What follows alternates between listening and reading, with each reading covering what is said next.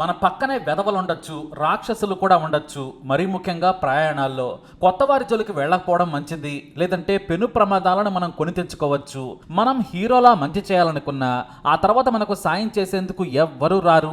ఈ మాట ఎందుకు చెప్పాల్సి వచ్చిందంటే, సికింద్రాబాద్ పోలీసులు కరుడుగట్టిన ఓ బీడీ హంతకుడు రాహుల్ అలియాస్ బోలును అరెస్టు చేశారు.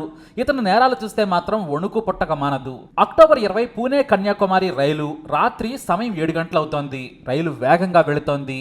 అయితే కోచ్లో బీడీ తాగుతున్నాడు రాహుల్ అలియాస్ బోలు. చెవిలో ఇయర్ ఫోన్స్ పెట్టుకుని హాయిగా పాటలు వింటున్నాడు. బీడీ తాగుతూ ఎంజాయ్ చేస్తున్నాడు. అయితే బీడీ పొగొస్తుందని అతనికి ఎదురుగా కూర్చున్న ఓ మహిళ చెప్పింది. కానీ అతను పట్టించుకోలేదు. పక్కన ఎవరూ లేరు, నేను ఇలాగే బీడీ తాగుతాను, నాకు బీడీ తాగటం ఇష్టమని చెప్పాడు రాహుల్. అలాగే బీడీ తాగుతూ గుప్పు గుప్పుమని పొగ వదలటం మొదలుపెట్టాడు. ఆమెకు చిరాకేసి అతని నోట్లోని బీడీని లాగేసి నలిపేసింది. దీంతో అతను కోపంతో ఊగిపోయి ఆమె మీద దాడి చేశాడు. కొంతమంది ప్రయాణికులు గొడవ చూసేందుకు రాగా చంపుతానని బెదిరించాడు బోలు. దీంతో వాళ్ళు అక్కడి నుంచి దూరంగా వెళ్లిపోయారు. ఆ తర్వాత ఆమె మెడకు చీర బిగించి హత్య చేశాడు. ఆ వెంటనే లైట్లు కూడా ఆర్పేసి మృతదేహంపై అత్యాచారం చేశాడు. ఇక ముందు స్టేషన్ రాగానే వేగంగా దిగి పారిపోయాడు. ప్రయాణికులు పోలీసులకు సమాచారం ఇచ్చే లోపే పారిపోయాడు ఈ రాహుల్ అలియాస్ బోలు. ఇక ఈ హత్య చేసిన 5 రోజులకే మళ్ళీ అక్టోబర్ 25న మొమ్మనూరు నుంచి మంగళూరు ట్రైన్ ఎక్కాడు. అక్కడ కూడా అంతే, మళ్ళీ చెవిలో పాటలు వింటూ బీడీ తాగుతున్నాడు. అతనికి పాటలు వింటూ బీడీ తాగడం అదో కిక్కు. ఎవరైనా డిస్టర్బ్ చేస్తే మాత్రం హత్య చేసేందుకు ఏమాత్రం వెనుకాడ్డు. కానీ ఈ సంగతి తెలియక ఆ చుట్టుపక్కల ఉన్నవారు ఆ బీడీ పొగ తట్టుకోలేక వెంటనే చెబుతారు.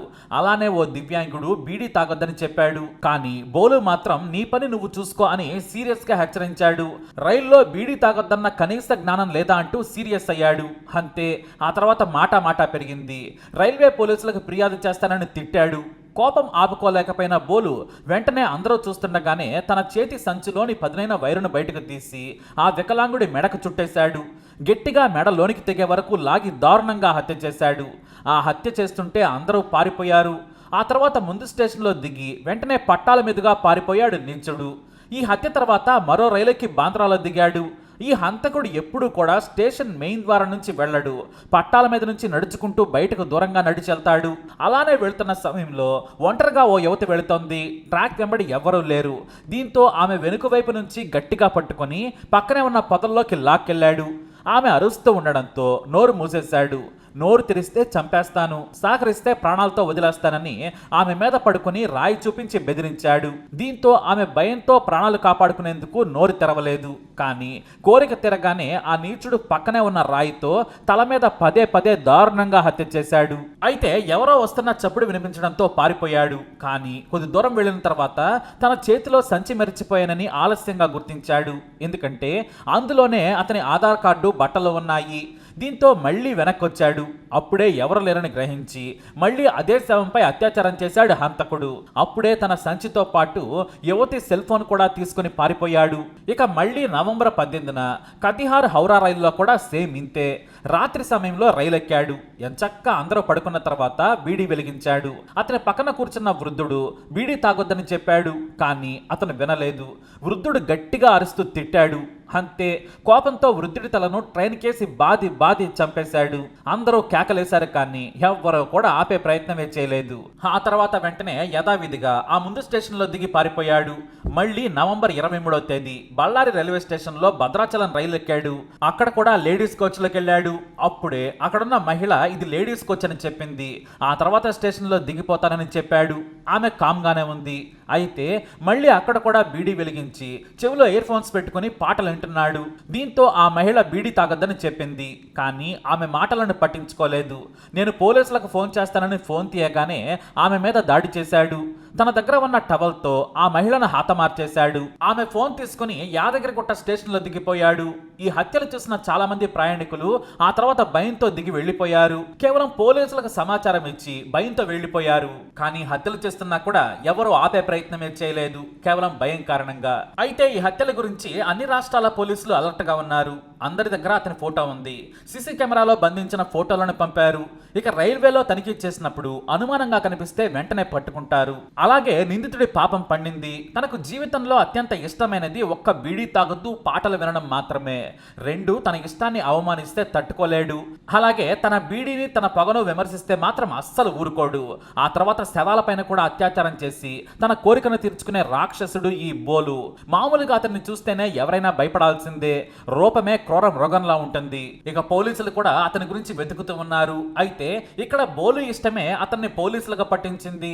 అయితే ఎక్కడ హత్యలు చేసినా కూడా ఆ తర్వాత బాంద్రా వెళ్లిపోతాడు బోలు. అలానే ముంబై వచ్చి కచ్ ఎక్స్ప్రెస్ ఎక్కాడు. అప్పటికే రాత్రి 7 గంటలైంది. చాలా మంది యువకులు అతను కూర్చున్న బోగిలో ఉన్నారు. అయినా కూడా అతను భయపడే రకం ఏమాత్రం కాదు. అయితే పోలీసులు చాలా మంది అటు ఇటు తిరుగుతున్నారు. దీంతో ఓ మూల కూర్చున్న బోలు కామ్గా కళ్ళు మూసుకున్నాడు. అయితే రాత్రి వాపీ స్టేషన్ దగ్గర మరో టీం పోలీసులు డ్యూటీలోకి వచ్చారు. వరుసగా అనుమానితులను చెక్ చేస్తున్నారు. ఎందుకంటే ఓ హంతకుడు ముంబైలో రైలు ఎక్కాడని పోలీసులకు సమాచారం అందింది. అంతేకాదు పోలీసులు వెతుకుతున్న మోస్ట్ వాంటెడ్ క్రిమినల్ కూడా ఉన్నాడని సమాచారం ఉంది. కానీ అతను బోలు అని పోలీసులకు కూడా తెలియదు. దీంతో ప్రతి ఒక్కరిని చూస్తూ అనుమానంగా కనిపించగానే పోలీసులు చెక్ చేస్తున్నారు. అలానే బోగిలోకి రాగానే ఇద్దరు రైల్వే పోలీసులు బోలును చూశారు. అతను పాటలు వింటున్నాడు. చేతిలో బీడీ ఉంది. చూడటానికే దారుణంగా ఉన్న బోలును లేపారు పోలీసులు. ముందు టికెట్ చూపించమన్నారు. టికెట్ చూపించాడు బోలు. చేతిలో ఏముందని అడిగారు. ఈలోపు పోలీసు ఆ సంచి తీసుకుని ఆ సంచిలో ఏముందో చూశారు. చిన్న వైరు కనిపించడంతో మరింత అనుమానించారు. మామూలుగా ఫోన్ ఎవరైనా జేబులో పెట్టుకుంటారు, కానీ సంచిలో పెట్టుకున్నాడు బోలు. ఆ ఫోన్ చూశారు పోలీసులు. ఆ ఫోన్ సైడ్ బటన్ నొక్కగానే స్క్రీన్ పై యువతి ఫోటో కనిపించింది. ఆ ఫోటో ఎవరని ఆలోచించగా బాంద్రాలో అత్యాచారానికి గురైన యువతి ఫోటో. ఆ ఫోన్ను అన్లాక్ చేయలేకపోయాడు బోలు. కానీ ఫోన్ ఛార్జింగ్ పెడుతూ కూర్చున్నాడు. అదే అతని కొంప ముంచింది. చనిపోయిన యువతి ఫోన్ను పట్టుకోవడం, సంచిలోని వైరు ఉండడం చూసి అనుమానించారు పోలీసులు. వెంటనే అతన్ని ముందు స్టేషన్లో దించి ఆ దగ్గరలోని పోలీస్ స్టేషన్కు తీసుకెళ్లారు. అంతేకాదు పారిపోకుండా అతన్ని చుట్టుముట్టి ముగ్గురు గట్టిగా పట్టుకొని తీసుకెళ్లారు. అక్కడ తన్నడంతో అసలు విషయం చెప్పాడు బోలు. అయితే బోలును మొదట అనుమానించింది హౌరా పోలీసులు. వారే పట్టుకుని తన్నడంతో అసలు విషయం చెప్పాడు. ఇక కర్ణాటకకు చెందిన రమణమ్మ అనే మహిళను యాదగిరిగుట్ట దగ్గర చంపాడు నీచుడు. ఆ మహిళ మృతదేహాన్ని సికింద్రాబాద్ పోలీసులు స్వాధీనం చేసుకుని విచారణ చేస్తున్నారు. అయితే హంతకుడు దొరికాడని సమాచారం రావడంతో ట్రాన్సిట్ వారెంట్పై జనవరి 30న తీసుకొచ్చారు పోలీసులు. కానీ మొదట 3 హత్యల గురించే చెప్పాడు. దీంతో అతని వాలకం ప్రవర్తన చూసి పోలీసులు ట్రీట్మెంట్ ఇవ్వడంతో మొత్తం హత్యల లిస్ట్ అంతా చెప్పేశాడు. అతని అరాచకాల హత్యలు చూసి పోలీసులే షాక్ అయిపోయారు. 2 మృతదేహాలపై అత్యాచారం చేశానని ఒప్పుకున్నాడు ఈ నరరూప రాక్షసుడు. బీడీ తాగొద్దంటే మాత్రం ఊరుకోడు. అవమాన భారంతో పిచ్చోడులా మారి చంపేసే నైజం ఇతనిది. ఇప్పటికైనా పోలీసులకు చిక్కాడు, లేదంటే ఇంకా ఎంతమందిని చంపేవాడు. ఇక్కడ ముఖ్యంగా మనం మాట్లాడుకోవాల్సింది ఏంటంటే ఎవరు ఎలా ప్రవర్తించినా చుట్టుపక్కల వారు మనకు సాయం చేయడానికి రారు. ముఖ్యంగా ట్రైన్లోనే అందరూ చూస్తుండగా హత్యలు చేశాడు. వీరిని ఆపేవారుంటే ఆ హత్యలు జరిగేవే కావు.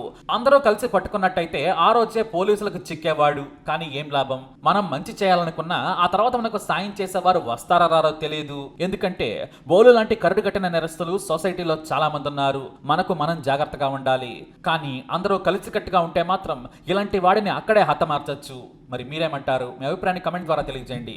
ఈ వీడియో అప్డేట్స్ కోసం మై ఛానల్ ఫాలో అవ్వండి. అలాగే తప్పకుండా సబ్స్క్రైబ్ చేసుకోండి.